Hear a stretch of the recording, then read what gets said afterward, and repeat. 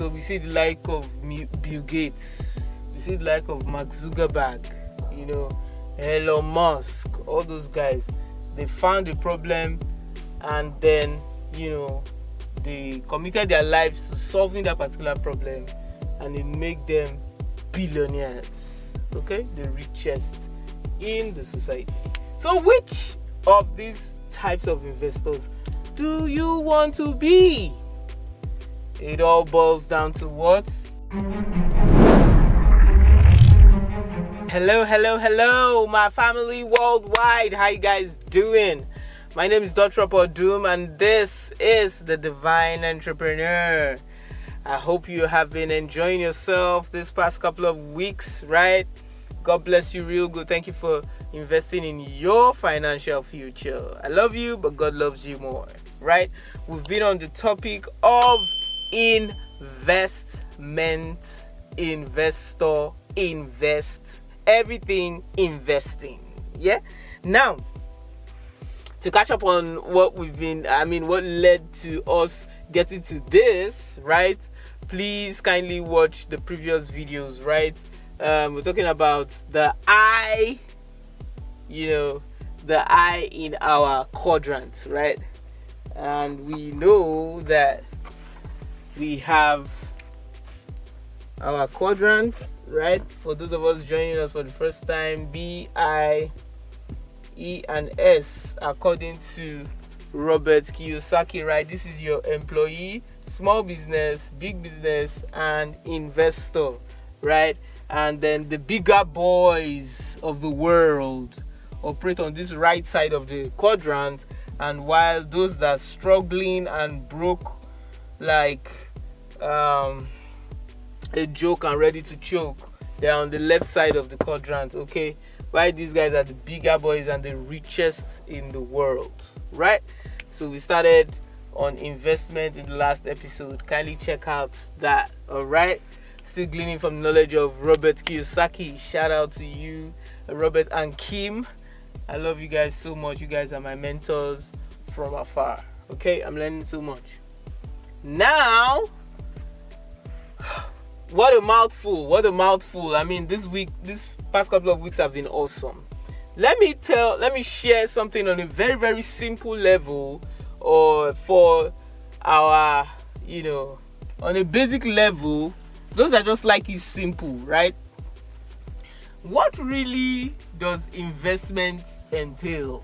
Really? Like, I remember there was a time when GTB, released an IPO, right? What do those things really mean? Okay, so there's a VIP level of the Divine Entrepreneur. We talk a lot, we talk deep, right, on the VIP level. So this is just a taste of one of the things we discuss in the VIP coaching program, right, that's currently ongoing in Divine Entrepreneur. Now, as an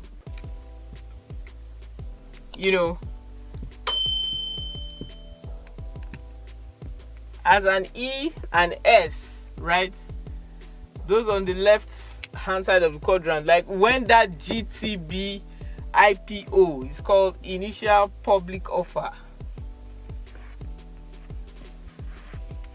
Initial public offer. What does this mean to anyone, to the layman? What does this mean, right? And so the poor and middle class don't care about stuff like this. Like, what's the big deal? However, this is news to the ears of these boys over here, and I'll just share with you why it is fantastic news, why the IPOs are fantastic news to those on the right hand side of the quadrant. Okay, now, what's an initial public offer? This is that offer for shares. I'm saying it on a very, very simple level, the way I understand it, right? In layman's terms, very, very simply, right? So an initial public offer is that offer for shares. Like, once my company goes public, Once my company goes public, once my small business goes, and this is the fastest way to get rich, right?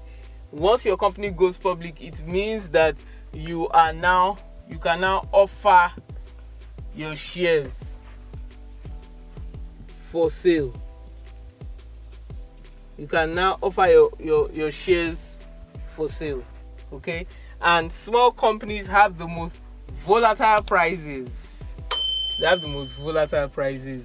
And so if your company, for example, has been able to conquer structures and become a viable corporation, a viable business, do you understand? You can have it go public. So therefore, people now buy into your shares, and then you are now listed on the stock exchange. Okay, your company is now listed on the stock exchange, right? So as a small company, this is why those big boys target tiny companies, right? Because of the volatility of their share prices. So let's say a company goes public now and starts selling their shares for 1 naira per share. If a big boy comes in and invests maybe 100 million naira,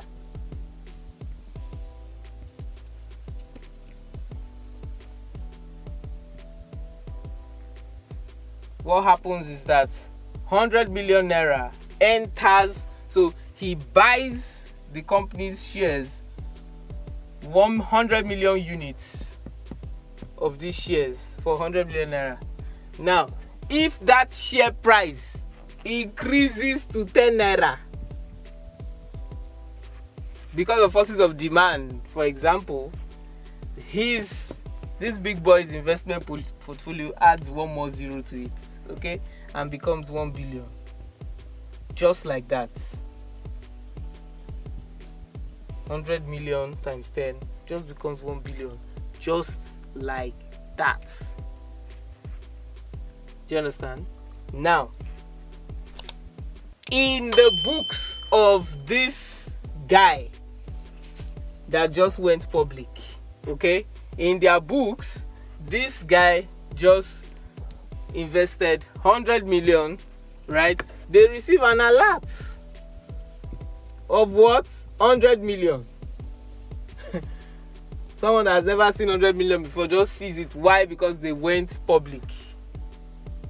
Now, that's why going public can go both ways for young companies, right? If there's no emotional intelligence,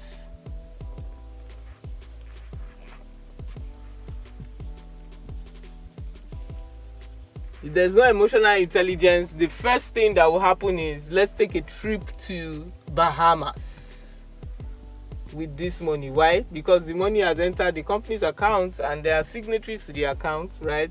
But they just sign something and then start squandering the 100 million. So that's the risk involved in having a small company go public. On the other hand, however, since the company is now public, and if there is emotional intelligence, this should skyrocket the operations of that company and take it notches higher. Do you understand? Imagine receiving 100 million into your business right now. It's not about receiving the 100 million, it's about the structures. Do you have structures in place to manage that 100 million and make it worth the investor's while? Do you have that? And what if your price increases to 10 naira per share? Would you, and this person says, okay, I want to now sell my shares, would you have 1 billion to give them? Would you have been able to grow your business from that level of 1 naira per share? And would you be able to prove that your company indeed is now 10x what it was, because the per share value of your stock is 10 times. So is it 10 times indeed in terms of operations, deliverables to the shareholders, and so on, right? So you see, going public is so delicious, and that's why small businesses, that's what small businesses need to focus on doing, right? Going public. Of course, when you go public as an S, when you go public, you lose control of the business. But on the brighter side, you get richer, right? The B's don't even want to be attached to the business anyway. Do you understand? So that's why they are the richest in the world. They don't even want something that, takes away their time and freedom, right? But the S's, they are the ones that are so attached to control of the business. Be careful, right? So you are not stuck like Shock the pickup truck all the rest. Myron Golden, shout out to you. Yeah, so you are not stuck for the rest of your life, right, in a rat race, when you can just escape into financial freedom forever.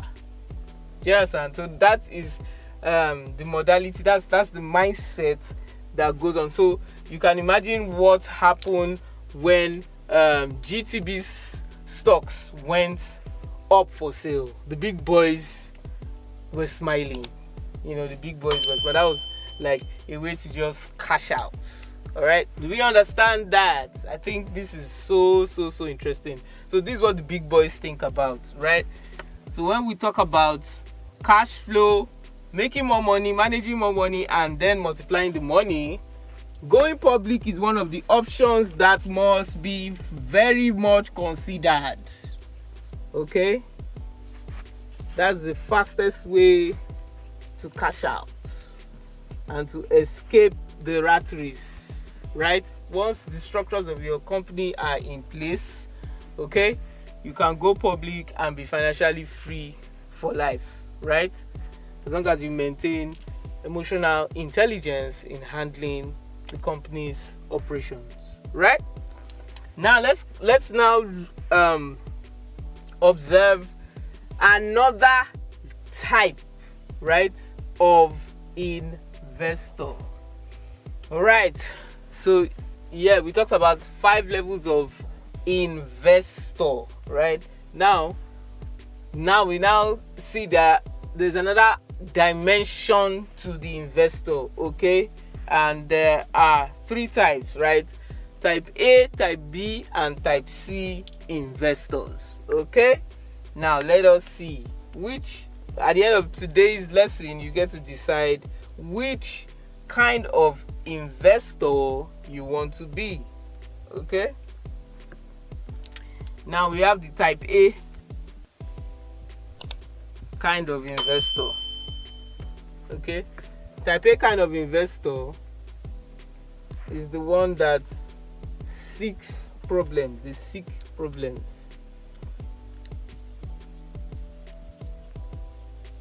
They seek problems. Type B investors seek answers. And type C seek an expert to tell them what to do.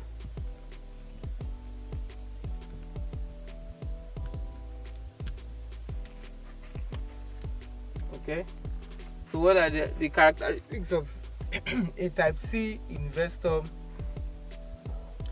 Is the one that's always seeking the experts to help him do the dirty work, right?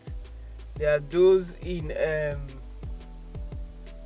are majorly found in the E and S on the left side of the quadrants. They are mostly employees and small business owners. Okay, they usually seek the experts to do the dirty work for them, right? You can never amount to much. You cannot get rich being a type C investor. Type B investors always ask questions like, what should I invest in? So they are like the high income E and S. Okay, so these ones, the ones that seek answers, are high income E's and S's, employees and small business owners. Okay, remember we mentioned earlier that just because you are an S does not mean you are not a billionaire, just that you are so attached to your business that you cannot leave. Okay, so E's and S's can be millionaires as well. Okay, and then finally the type A investor, they look for problems, and in finding solutions to those problems they get rich. Nigerians will say, wahala no dey finish, problem no dey finish. Okay, so where you see problems, as a divine entrepreneur, you should always seek what? Solutions. You should always hunt for problems, right? These are the B's and I's. Okay, they create structures around finding solutions to problems, and they end up being the richest in the world. Do you understand? So we see the like of Bill Gates, we see the like of Mark Zuckerberg, Elon Musk, all those guys. They found a problem, and then they committed their lives to solving that particular problem, and it made them billionaires. Okay, the richest in the society. So which of these types of investors do you want to be? It all boils down to what? Financial education. Okay? Do not be an island. Thank God for the divine entrepreneur. Make sure you keep asking questions, keep growing your financial vocabulary, keep growing your financial intelligence quotient. All right? And also vis-a-vis your emotional intelligence quotient. All right? So till I come your way again next time, my name is Dr. Odum. Don't forget to watch our videos, right? We drop professional videos 7 p.m. WAT every Thursday. And of course, I'll be back here with you next week Sunday 7 p.m. I love you, but God loves you more.